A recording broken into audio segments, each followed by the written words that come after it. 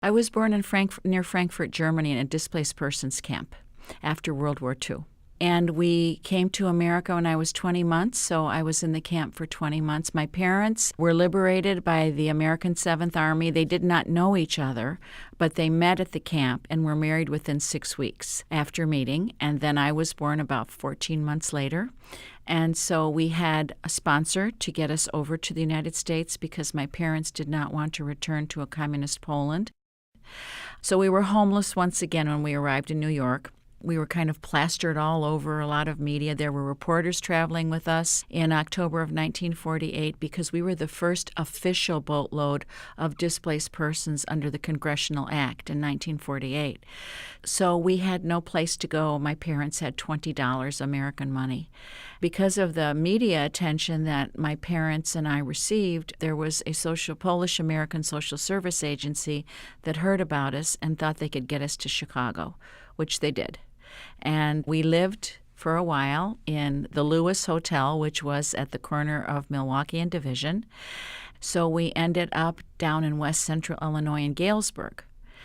Got my degree in 1969 and got active in the Polish-American community, which in our terminology is called Polonia. That's any diaspora, anywhere in the world where Poles are gathered and become active and form organizations. It's called Polonia. So I met my husband during this time as well, who was born and raised in Chicago of Polish heritage. And I got very active in the community in small ways as a young woman. We raised our children. My husband was very helpful.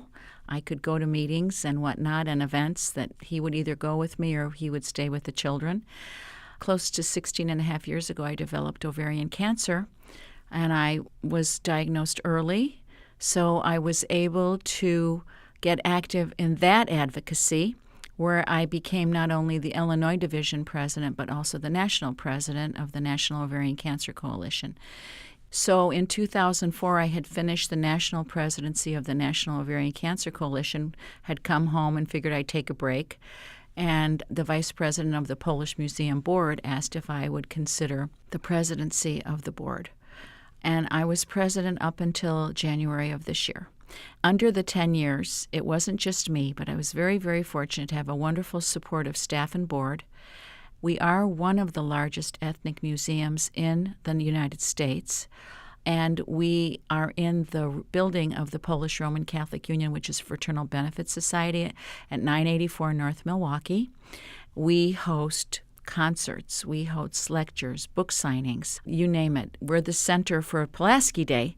Every year, we're very fortunate to have the governor, the mayor, elected representatives, both national, state, county, and city. And we have a very rich culture, very traditional culture, wonderful artists, wonderful authors that were and are known on the national and international scene. Marie Skłodowska-Curie received 2 Nobel Prizes for the radium and for the polonium. A lot of people don't know because they call her Marie Curie, so that she took her husband's name, but she came from Poland. Sienkiewicz wrote the trilogy, which is revered internationally. Chopin. We have wonderful artists like Matejko, whose work is still shown throughout the world. De Rosen, whose work is all around the world. We have modern people, modern Poles that are very, very well known.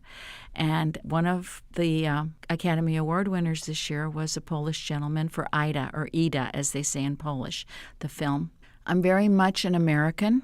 I'm very happy to be here, that my parents made this decision. I can't imagine being anywhere else. But I'm also very, very proud of my rich and storied heritage and the soul and the perseverance of the Polish people through 3 partitions, through Nazi brutality, through the brutal communist regime. Their heart and their soul has always remained independent and free.